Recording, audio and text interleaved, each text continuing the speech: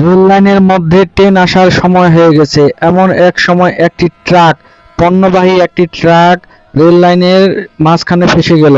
কোনোভাবে চেষ্টা করে ক্রসিং রেল লাইন পার করতে পারতেছে না। একদিকে ট্রেন আসতেছে, অন্যদিকে ট্রাকটি আটকে গেছে। কি একটা ভয়াবহ পরিস্থিতি! সবাই, যারা যাত্রী, সবাই হতবাক হয়ে তাকিয়ে আছে। এখন ঘটে যাবে বড় ধরনের বিপর্যয়।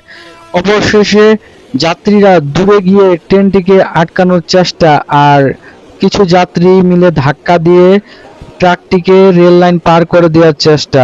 সবশেষে যখন সকল যাত্রী মিলে ধাক্কা দিল, অবশেষে ট্রেনটি ওদিকে ব্রেক করলো এবং ট্রাকটি পার হয়ে গেল রেল ক্রসিং।